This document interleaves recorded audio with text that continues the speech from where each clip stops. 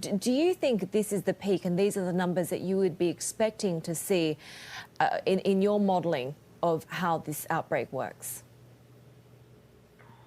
Yes, we're interested in seeing how cases appear over a 5-day or so period, because that's your average incubation time and gives you an idea how one case 5 days ago relates to the number of cases being reported today. And what we've seen since going into stage 3 lockdown is that relationship stabilising. So, we're only seeing one or one and a bit cases for every case 5 days ago. Before we went into lockdown, it might have been 2, 3 or 4 times the number of cases. So it definitely shows that we've stemmed the massive increase in cases that can happen if this is unchecked. But also, because it's held now for a number of days, it looks like we really have hopefully reached that peak. And with that, the focus is then on trying to pull the numbers down. But we do have large clusters still, so that can throw the day-to-day numbers out quite a bit just when the results of contact tracing come in. And of course, in New South Wales, we're watching what's going on across the border with some degree of anxiety with small clusters in this part of Australia as well. Should there be more preemptive action? Should there be a targeted lockdown? We're seeing clusters emerge from, close to half a dozen different restaurants, for example. Should in-dining be banned for now? And should masks be made mandatory as an almost a prophylactic purpose, I guess, before there's a bigger outbreak in New South Wales?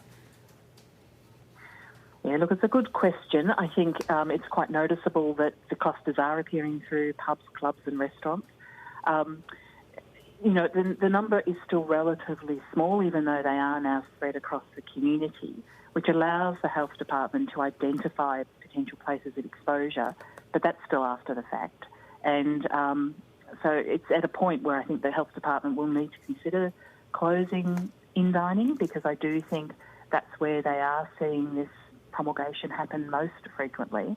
And mask wearing is something that everyone, I think, can consider, regardless of it being mandated, particularly if they are going into areas where they might not maintain their distance.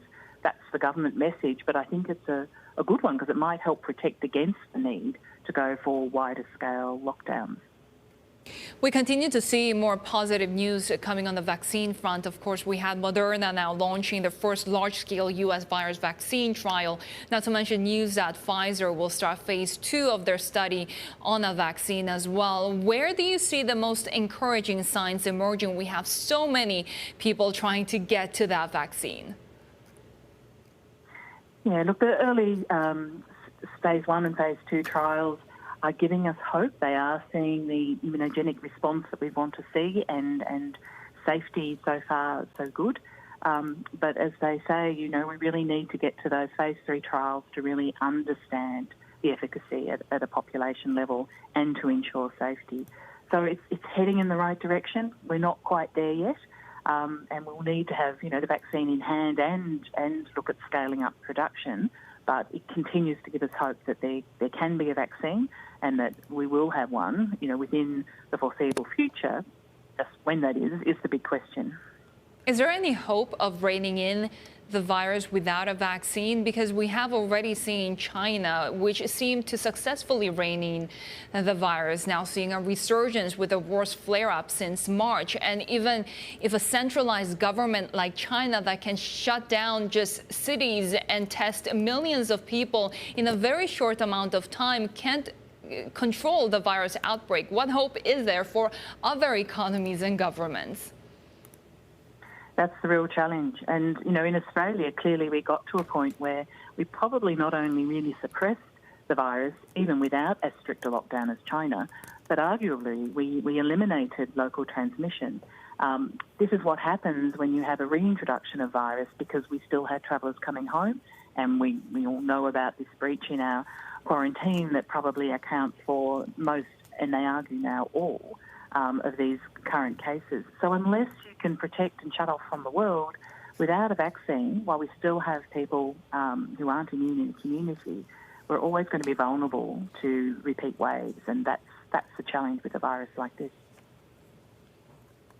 So Anthony Fauci says we could get early efficacy data as early as October, and certainly looking like by the end of the year, depending on the number of enrolments we get in this Moderna trial. But that trial is designed to show efficacy at 60%. Is 60% efficacy for a vaccine enough for the world to get back to normal? Or do we face this kind of post-COVID world where, like you say, we still can't really lift travel restrictions? We may never be sort of comfortable, dining with large groups and having large events in closed-door venues. Is this just kind of a future that we kind of have to consider as being the new normal?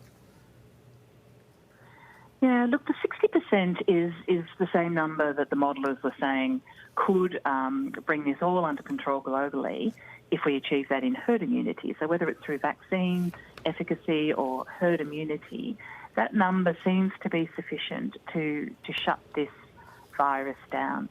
It's worth remembering that, we've now got good evidence in the US, for example, that the virus landed on the US shores a number of times. It just had to get into the right situation to really take off and for the epidemic to begin locally in New York. So, you actually shut down all those opportunities, the more people in a community that are immune.